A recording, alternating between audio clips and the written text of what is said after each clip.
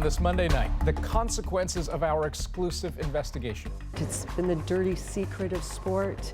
A day after we revealed the extent of abuse in amateur sport, politicians, parents, and coaches call for change. It breaks my heart that there are kids who are hurting.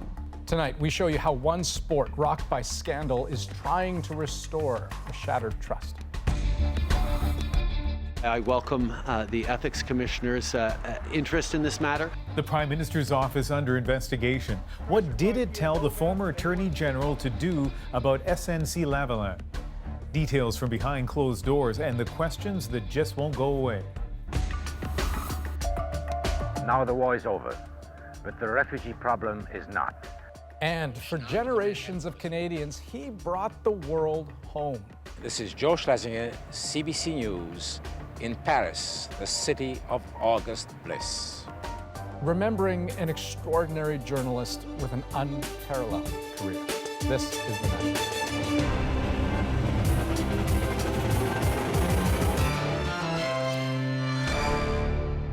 This isn't a sentence anyone wants to hear.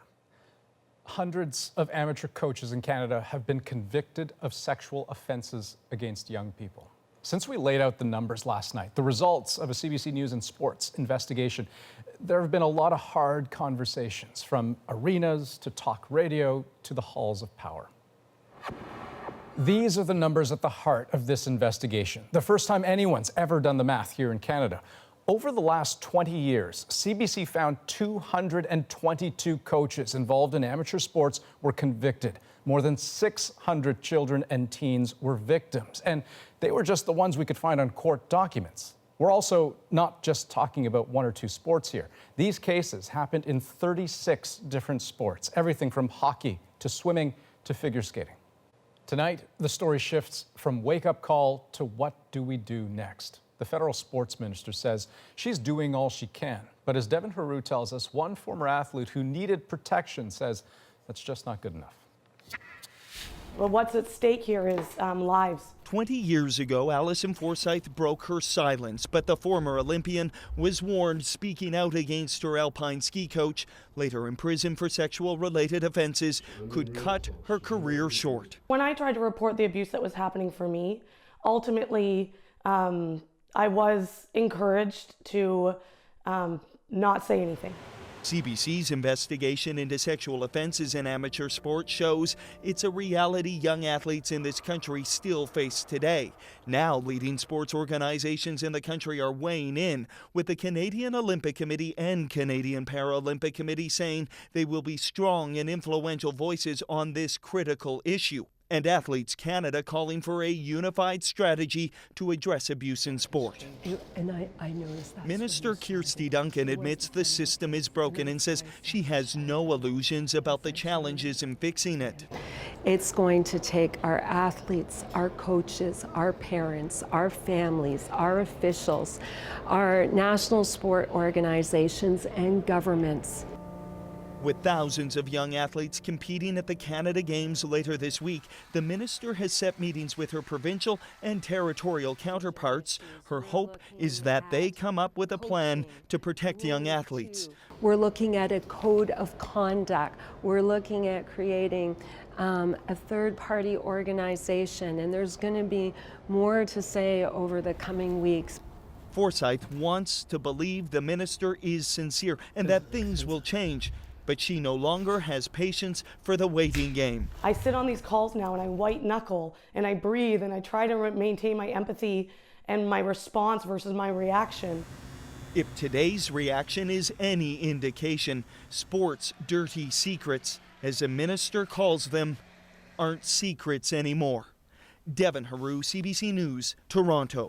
One of the sports these convicted coaches were involved in is gymnastics. It had already been under scrutiny because of several high-profile trials. The case of American sports doctor Larry Nassar was a monstrous example. But what followed was a grassroots push to make the sport safer, including here in Canada.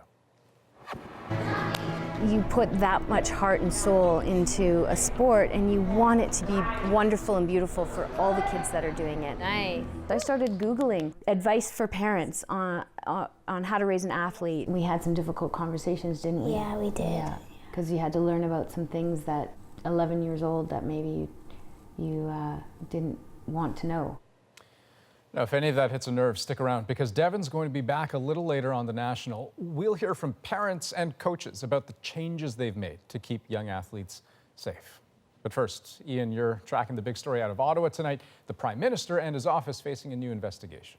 And Andrew, Justin Trudeau appears to be working hard to control that widening scandal involving SNC-Lavalin and his former Attorney General. At issue is whether the Prime Minister's office tried to pressure then Justice Minister Jody Wilson-Raybould to help the Quebec construction giant cut a plea deal and avoid a criminal trial on fraud and bribery charges. The Prime Minister was peppered with questions again today, just as the federal ethics watchdog launched a new probe into the entire affair. As David Cochrane tells us, Trudeau's answers did not clear up the controversy. It's not the sort of thing any prime minister wants to say in an election year. We welcome the Ethics Commissioner's investigation. Welcome or not, the Ethics Commissioner is digging into the SNC-Lavalin controversy, trying to find out if the Prime Minister or his staff pressured Jody Wilson-Raybould to go easy on the company. Trudeau denies it. Wilson-Raybould has said nothing and was notably absent at this event in her hometown. I have met with Minister Wilson-Raybould a couple of times already since arriving in BC yesterday. They met away from the cameras, away from the questions, but Trudeau says they recalled a very specific conversation. She confirmed for me a conversation we had this fall where I told her directly that any decisions on matters involving the Director of Public Prosecutions were hers alone. It's a significant point in refuting the allegations reported in the Globe and Mail, but it remains uncorroborated by Wilson-Raybould, who insists she can't say anything due to solicitor-client privilege. I think it's time for Justin Trudeau to stop speaking for Jody Wilson-Raybould and let her speak for herself. Her ongoing silence is fuel for the opposition, who want Trudeau to waive privilege so they can drag key players in front of the Justice Committee. If he's innocent, if he has nothing to hide, he should waive this immediately. The government, Mr. Trudeau, should expressly waive the solicitor-client privilege to ensure that Ms. Wilson-Raybould can actually comment and disclose information about what really happened. Trudeau hasn't ruled it out. The issue of solicitor-client privilege is not a simple one, so I have asked our Attorney General to provide me with advice on this matter. But the new Attorney General hasn't provided that advice, and when asked about it today, he gave a litany of no comments. And it would be very inappropriate for me to give any comment on that, so I can't comment on it. And so I really can't answer that question. In both official languages. Je ne peux pas faire des commentaires là-dessus. So, David, the Prime Minister is saying that he spoke with Wilson-Raybould and reassured her that the decision was hers. And why did Justin Trudeau feel the need to do that? Yeah, Ian, I spoke with a senior government official about this, and what I'm told is that the Prime Minister felt the need to reassure Jody Wilson-Raybould that this was her call because of the intense lobbying at the time. You had the company, along with federal and provincial politicians, publicly and privately pushing for the Justice Department to drop the criminal charges against SNC-Lavalin and let them pay fines. And the official I spoke with insists that the Prime Minister wanted to reassure Wilson-Raybould and let her know this was her call, ignore the pressure, make your own decision. But of course, they insist none of the pressure was coming from the Prime Minister and his staff, which is at the center of the Globe and Mail allegations and something the Prime Minister's office flatly denies. But as people try to assess, David, what really happened here, complicating that is still no public comment from Wilson-Raybould. Yeah, the problem is the Prime Minister's version today is completely uncorroborated. She has not said anything. I sent an email to her office today saying, look, can you simply corroborate the version of events that the Prime Minister outlined today about this reassurance? I still haven't gotten a reply. All right, David, thank you. You're welcome. So what would happen if the Ethics Commissioner finds a violation in the ethics law? Well, there aren't actually any sanctions. The biggest price they'll pay for their offense would likely be being publicly named in the Commissioner's report. So why the apparent slap in the wrist? The Conflict of Interest Act that came into effect 12 years ago says the purpose is to encourage compliance with this act rather than to punish. Turning now to Venezuela. If there is a cycle to the convulsions of dissent in that country, tonight it's tensing up. Supporters of the government and those of the opposition are each preparing for rallies tomorrow. And like so much else in this standoff, showing strength on both sides is about perception. Dueling rallies come amidst dueling narratives about what's really happening in the country. Tonight, opposition President Juan Guaido declared the arrival of the first shipment of aid into Venezuela, though he didn't mention how it got past the government blockade. His message, that his movement can alleviate the suffering in the country. Then there's this from de facto President Nicolas Maduro, recently showing himself touring a pristine pharmaceutical facility, declaring the country will produce all its own drugs by the end of the year. That's almost certainly a fantasy. Venezuela's economic pain exceeds what Canada or the US experienced during the Great Depression, with hyperinflation and a GDP cut in half over just 5 years. But seeing with your own eyes is believing. Adrian is in Venezuela once again for us tonight. As she shows us, it doesn't take much to peer past the facade to find a country in despair. How it looks is not always how it is. Beautiful Caracas can deceive. Pockets of comfort, of smiles, of wealth, and even in this place of hunger and crisis, pockets of plenty. A full market could tempt some to scoff at the idea Venezuela is in trouble, but start doing the math. Most live on basically $13 a month. A kilo of peppers would take nearly all of it. I come here to buy, but it's too expensive, this woman told us. With 400 bolivars, I can't get anything. And then there's this, University Hospital of Caracas, one of the biggest, most established in the city. It looks busy, looks well staffed, and then you go inside. Dark because there's barely functioning electricity and few replacement bulbs. Piles and piles of bottles the patients have to fill themselves because there's no running water. A kitchen that doesn't have food and constant traffic on the stairs because there aren't many other options. So this hospital has 11 banks of elevators and only one of them works and only works sometimes, which means that in order to move the patients up to the operating room on the 6th floor, the only functioning operating room, they have to bring them up through this ramp.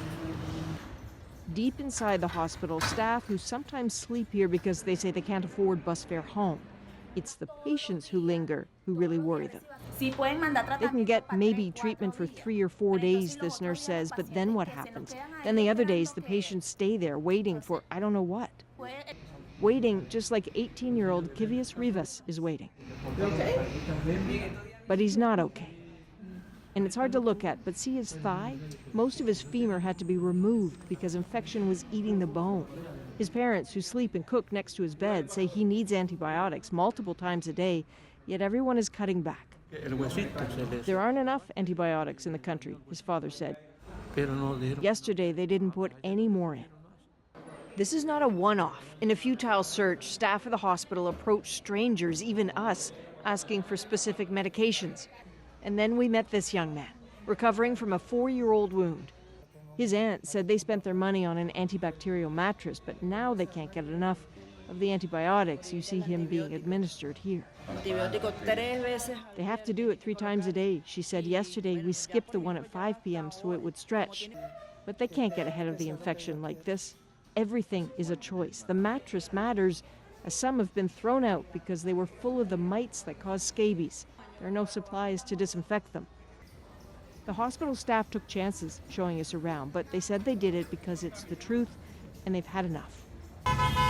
So many seem to have had enough. In another moment where perceptions can fool, what looks like just another rush hour traffic jam isn't.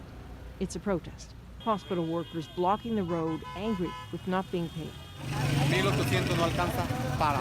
We can't buy anything, this man said. We have no access to medicine, no access to anything. They blocked the road, but not patients. The woman with a baby right there ushered onto a motorbike towards a hospital that may not have anything to offer. That's Adrian in Venezuela. And a note about the aid that the U.S. sent to Venezuela. Most of it remains blocked by the Maduro government at the Colombian border. Maduro called the aid offer a macabre game, given the fact that U.S. sanctions prevent his government from getting at roughly $10 billion in offshore assets. Joe Schlesinger spent decades with the CBC covering major international events like what we're seeing in Venezuela, watching history unfold, reporting it to Canadians with charm, humor, and above all, humanity. He died peacefully at home today at the age of 90. Joe had an impact on all of us in this craft and at the CBC, including Adrian, who put together this tribute to his life, his character, and his contribution. My name is Joe Schlesinger, and I have a new job. Long after, even decades after he retired, Joe Schlesinger was still bursting to be a reporter. Smelled stories just about everywhere. Certainly sensed one in the burdens of aging and the elixirs of memory and love. But it does take a lot of patience to be a patient. To realize what it meant when time came calling so frustrated a man who'd spent an entire lifetime fighting to live. Come here with me. No one here seems eager to die. I've spent my whole life as a witness to history. First as a boy who during the Second World War lost his parents in the Holocaust. It's always been the case that any conversation about Joe Schlesinger's storied career starts with the story of his childhood. A little boy saved by the Kindertransport, boarding a train with hundreds of other children escaping the Nazis. His parents were later killed in the Holocaust, and he never stopped missing them. The concept that news of the world mattered was embedded in that lonely kid's mind. I'm a Jew, so whatever was happening was affecting me and did affect me. So the news shaped me. You couldn't avoid the news. Anlock is the last sizable town on the road to Saigon. It's Canada's great gain that rather than run from the news, he spent decades running towards the most remote and ravaged pockets of the planet. CBC News, Dhaka. Peshawar, Pakistan. Prague. In the beginning, he reported for other outlets around the world. CBC Television News. Before finding his home at the CBC in 1966. Then there was a curious career choice. He dumped his job as the executive producer of The National to be a correspondent again. The Great Wall of China. The field, he always said, was in his DNA. Tread the ramparts of the Great Wall. What did you love about being on the road? Of having a carte blanche in life. Of being able to follow one's instincts, of being able to find something new and exciting. Forget all that stuff about loving Paris in the springtime. August is the month to be here because in August there are no Parisians in Paris. You can sit down and you can hear yourself think. Why do I get the feeling that that was your favorite part? The idea that your bosses couldn't find you. That's right. Now the war is over, but the refugee problem is not. To come of age at a time when Joe Schlesinger was reporting was to hear a voice unlike others on the air at the time. What a comfort to so many who were new to Canada. You come here with me. And his empathy reached out. Maybe it's because he'd endured so much that he was so attuned to the struggles of survivors. It may seem like a futile fight, but it could have tremendous consequences.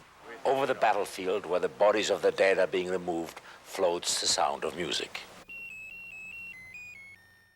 The music comes from a greeting card for Eid, a Muslim holiday in April the card's owner will never see.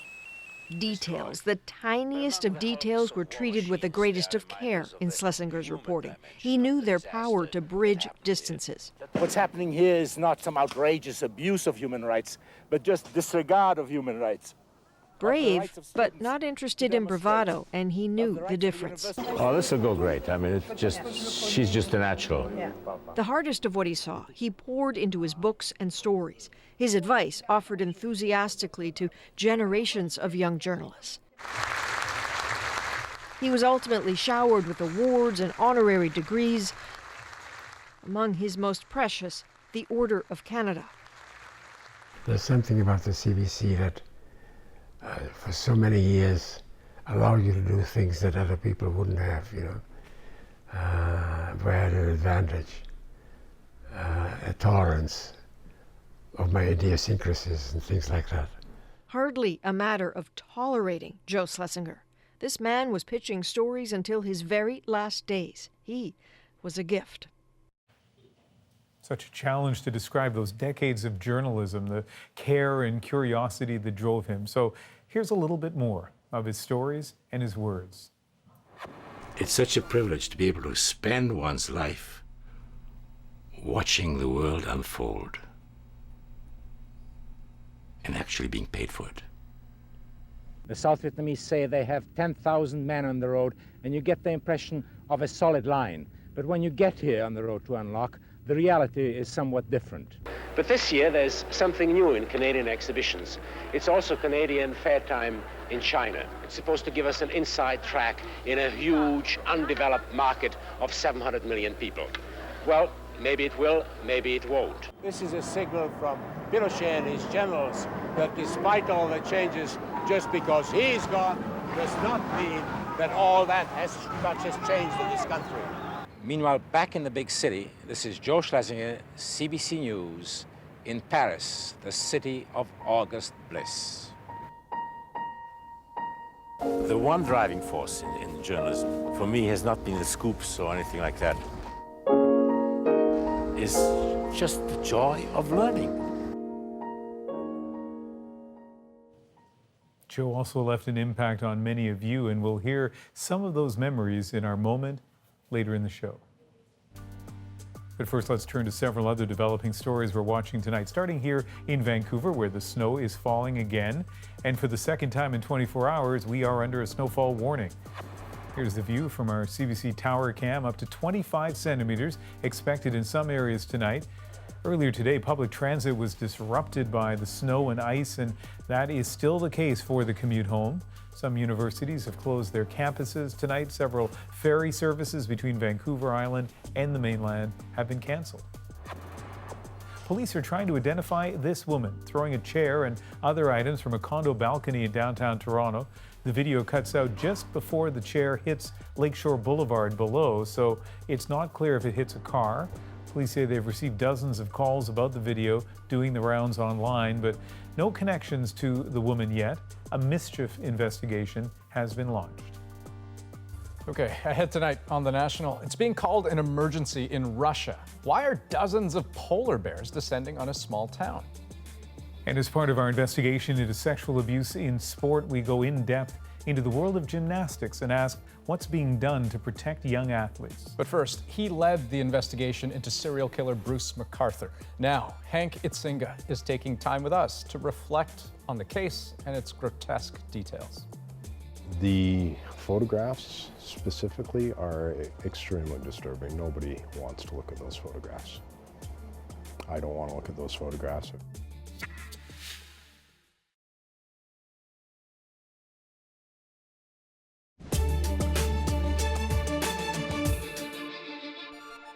I was angry that this had gone on in this city for some time, and that someone had actually done this. Toronto Police Inspector Hank Itzinga has seen a lot over the years, but nothing like the crimes of Bruce McArthur, the 67-year-old serial killer who was sentenced to life in prison last week for killing and dismembering 8 men, most with ties to Toronto's gay village.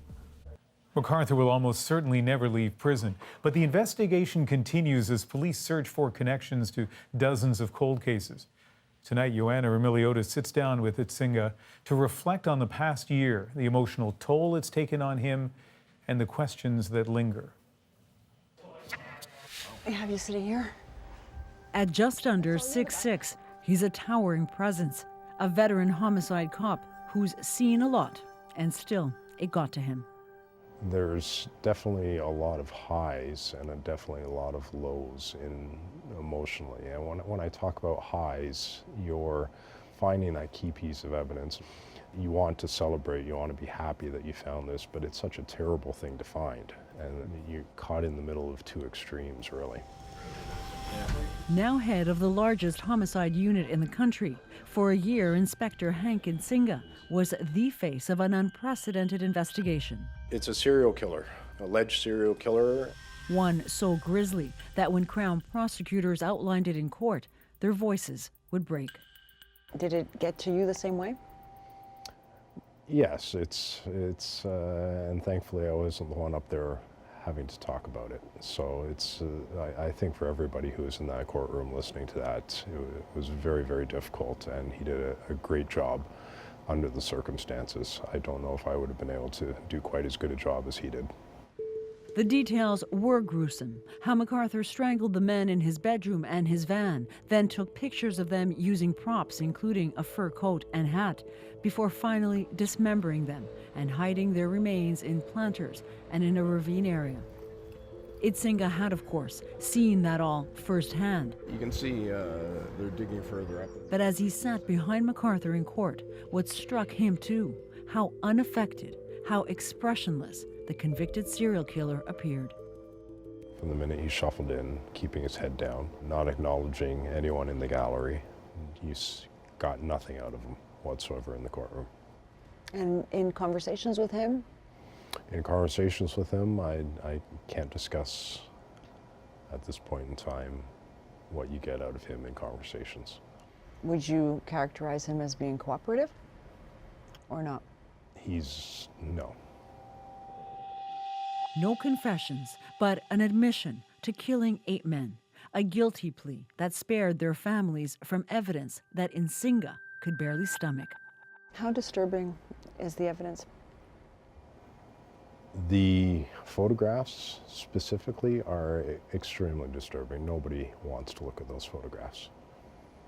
I don't want to look at those photographs. I've seen the photographs. I can't imagine the reaction of any member of the families of some of these victims.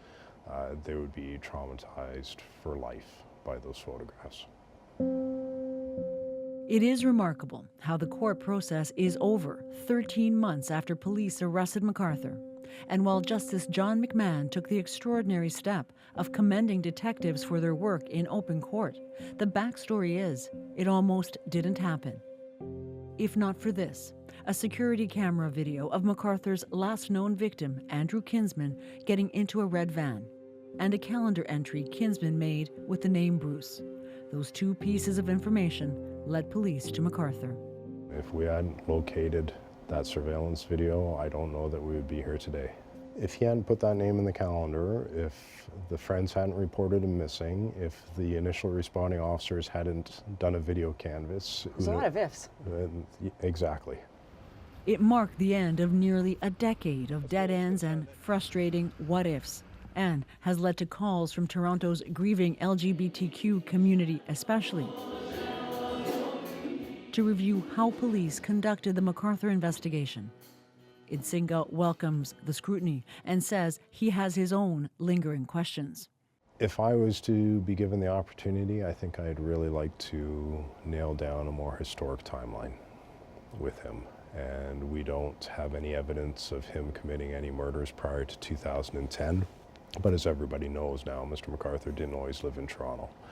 And if there's anything historic where we could get some investigators pointed in the right direction for some closure for somebody else, then that's what I would be most interested in.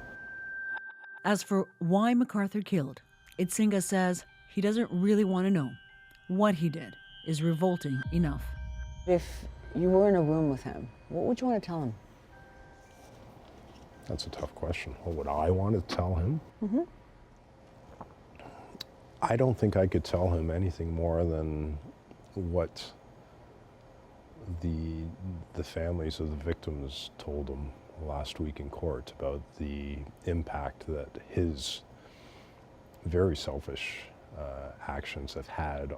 And if I was in a room with him, I might have some questions as an investigator. But other than that, I've got no desire to talk to the man whatsoever. For Idsinga, an emotional, draining case is over. A serial killer is behind bars for life. And for now, at least, that's enough. Joanna Rimiliotis, CBC News, Toronto. And still ahead tonight on The National. A Russian town on lockdown, and you'll see it's pretty obvious why. Question is, what to do about all those bears? First, though, we continue our investigation into abuse in amateur sports, the steps some parents are taking to protect their kids. I started Googling, advice for parents on how to raise an athlete and what initiatives need to be taken to make sports better.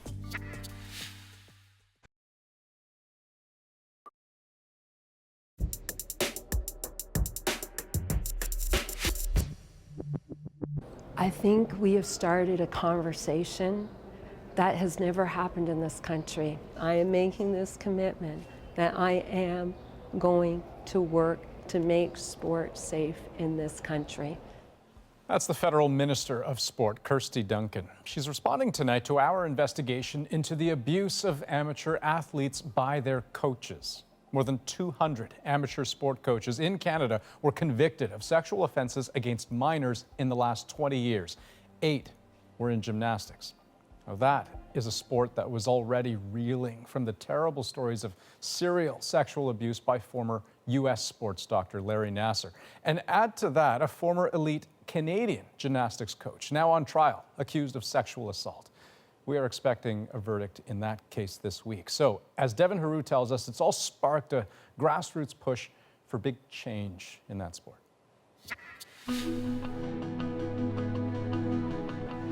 She's learning how to be a hard worker, how to be focused, how to be respectful of both herself and the people around her, to be supportive.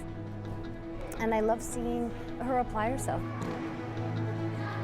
You put that much heart and soul into a sport and you want it to be wonderful and beautiful for all the kids that are doing it. And it does break my heart that there are kids out there who have suffered.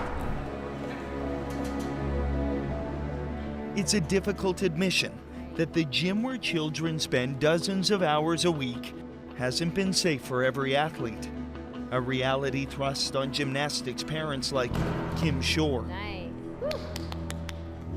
And now in a widely followed case of sexual misconduct south of the border, the hammer fell hard on Larry Nassar today. I want you to apologize to me. Larry Nassar, I hate you. He penetrated me. You don't deserve. Daily horror stories were unfolding during the trial of American gymnastics doctor Larry Nassar. And within the span of a few months in Canada, 3 high-profile gymnastics coaches charged with multiple sexual offenses.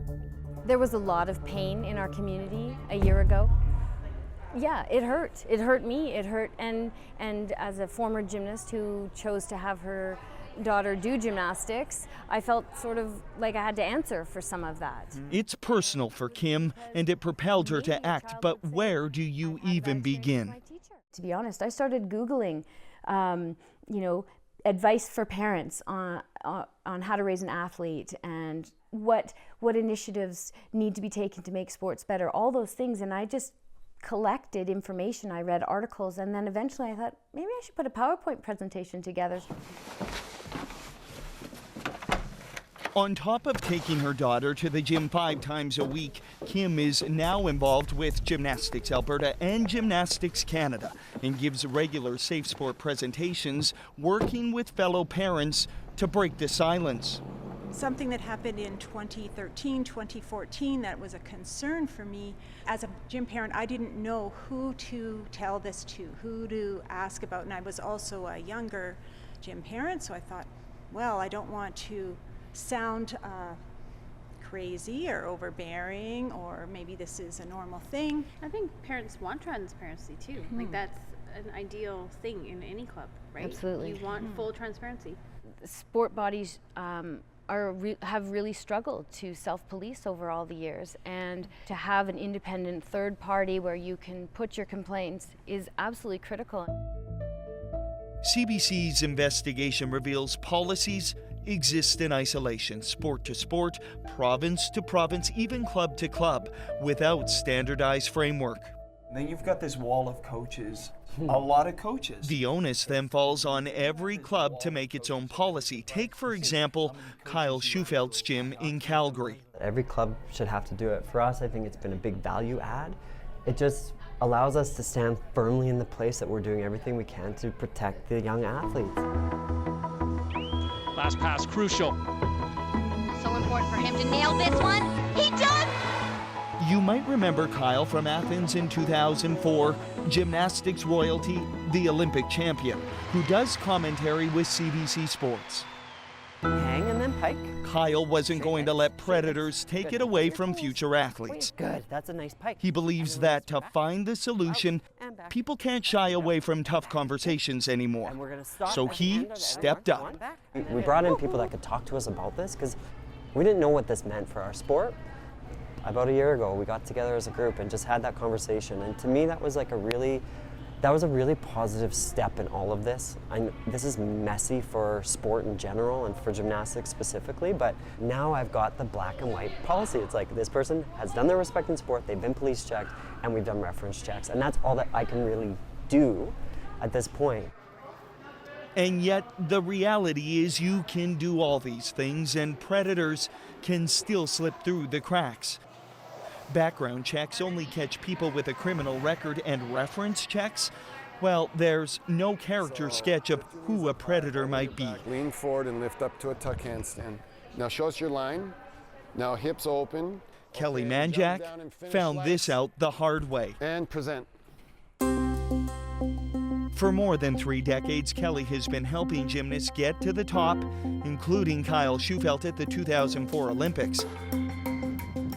He now owns his own gym in Mississauga, a space where dozens of athletes come to train every day.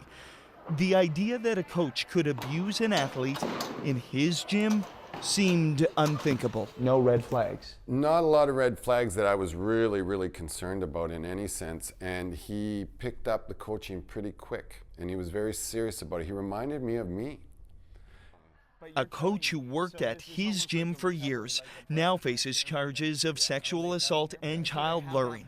The details of what happened here and at several other gyms still before the courts and under publication ban. You had told me that you did your background checks and all of that? Yeah, we did as much as we could, as we normally did. There was no flags at all. It's just, it got right by me. You know, like there was no bone in my body that wanted to go look deeper into the problem, because I thought I saw the guy every single day and I trusted him. You thought you knew him? I thought I knew him, yeah. And you didn't? Yeah, well, obviously not. I mean, I really liked the guy. Did you want to believe that whatever it was wasn't that big a deal? Yes, for sure, for sure. Since then, Kelly has taken every step to arm his gym against potential predators, hiring a dedicated employee for staff discipline, installing cameras all over his gym, and creating stronger policies on coach-athlete conduct.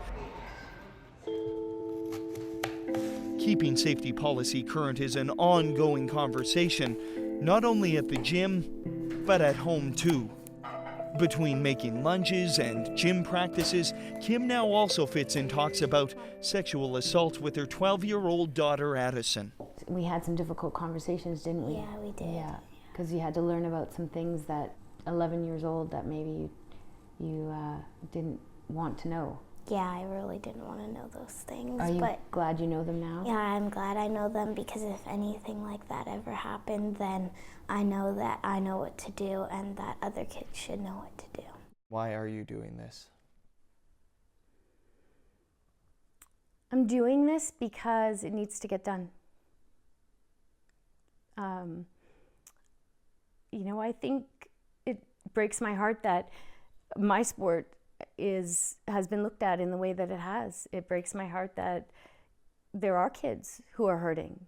Every sport should have challenges. Kids should learn resiliency. They need to be accountable. They need to be hardworking. All those things. That's what makes an athlete special.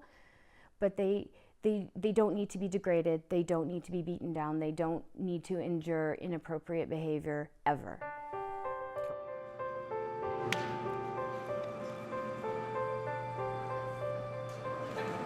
There's momentum now. Coaches, athletes, parents, all moving forward. Not completely sure about what's in front of them, but ready to close the door on an abusive past. Devin Haru, CBC News, Toronto. Now, especially if you're a parent, you may have questions about what this investigation has raised. Or maybe you're a coach yourself or an athlete. So Later this week, we're bringing together a panel to try to provide some answers. So send in your questions about overcoming sexual offenses in amateur sport to the national@cbc.ca. Up next on The National, it's starting to look like a polar bear invasion. We'll take you to a small town in Russia that is struggling to get the situation under control. It's not so difficult to organize this transport for one or two polar bears, but how to deal with 50, I'm not sure.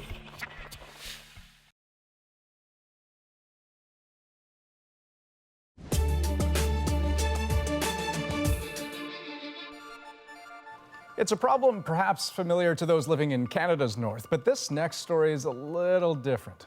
Polar bears, dozens of them, have invaded a Russian Arctic community. And as the CBC's Chris Brown explains, scientists think people's behavior just might be making things worse.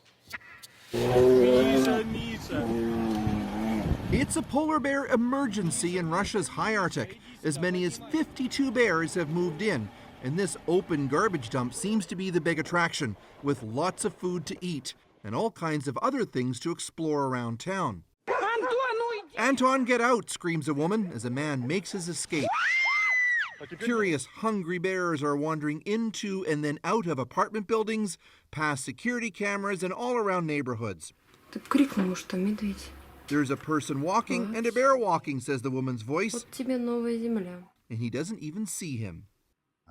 So something was put on the open air, edible and attractive for polar bears. Maybe the main reason why we have so big concentration of the animals in that place. Mikhail Stietzhoff, a Moscow-based Arctic conservationist, says people should have known better than to have an open garbage dump, and it's not the first time it's happened.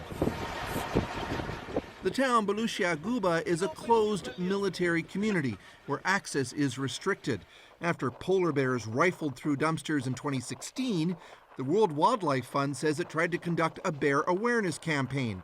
But Russia's military wasn't interested, and it's likely the bears will keep coming back.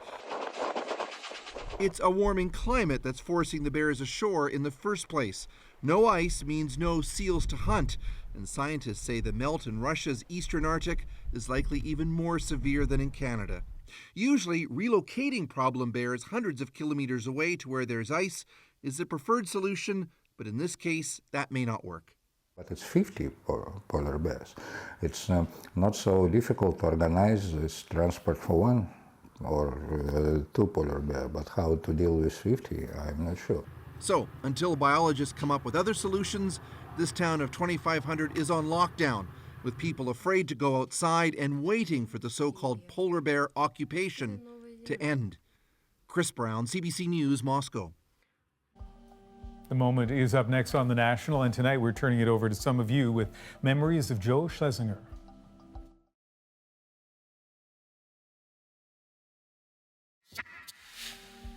Tonight we're remembering a remarkable journalist, a man who spent decades bringing the world into our living rooms and making it all make sense. Joe Schlesinger passed away at the age of 90.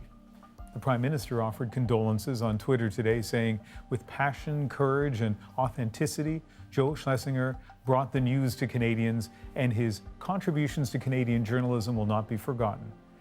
And a man who knew Joe well, Peter Mansbridge, tweeted in part, look at a map and it seems you could point to anywhere and remember a story that Joe did from there. Storytelling that few will ever match, and in ways that made us all better informed about the planet we live on. Tributes are also pouring in from many of you, viewers. And your memories of Joe is our moment of the day. I still can't hear the term foreign correspondent without thinking automatically about Joe Schlesinger. His sentiments tonight and the feelings of the Congress and indeed of the country appear to be on a collision course. He was thoroughly genuine. He spoke his mind. He had a compelling way of telling stories that made me want to listen. The news here is that the 32 men in this post have nothing much to do anymore. Joe Schlesinger's voice, him explaining a complex world event, is such a touchstone for me watching the National at night with my dad as a kid. Forget about those smiling Irish eyes. Instead, have the Prime Minister start brushing up on the yellow rose of Texas. Joe Schlesinger, CBC News, Washington. And, of course, Adrian is in Venezuela tonight doing the very kind of work that Joe devoted so many years to. And it just felt right to have her share her own slice of Joe's life. So have a look. She just sent this in. So here's a little story about Joe. Joe had retired by the time I was working as an actual reporter at CBC, but he was always around CBC. And so there was a day when I stopped him and asked him and introduced myself and told him, I was a huge fan of his work. And we started talking about storytelling, and he said, look, listen, you're not actually going to have a story, a really good story, until you have a thing in the story. And I thought, I have no idea what he's talking about. I want this to be good advice, but I don't understand a word he's saying. What do you mean by a thing? And he said, it's a thing, it's a thing. It's the thing everybody will talk about the next day. It's a moment, or it's a clip, or it's something unexpected. But until you have a thing, you don't have a story. And so I said, thank you very much, and I left. And for a long time, I had absolutely no idea what this icon had said to me. And then years later, the penny dropped a little bit, and I thought, aha, the thing. And so now it has become kind of a lifelong pursuit for the thing. His impact, undeniable in big ways and in small ways. Ian, you worked with him. So I worked with him on a news network show 20 years ago. So I was in my 30s. He was in his 60s, I guess. And Adrian uses the word icon. Imagine what that was like to be sitting there working with a guy who had traveled the world. I'd done a lot of stories up and down the west coast of Canada and the United States, but that's it. Always patient, always gracious, always willing to teach, never condescending, and it was a real honor to get to work with him a little bit. That is The National for February the 11th. Good night. Good night.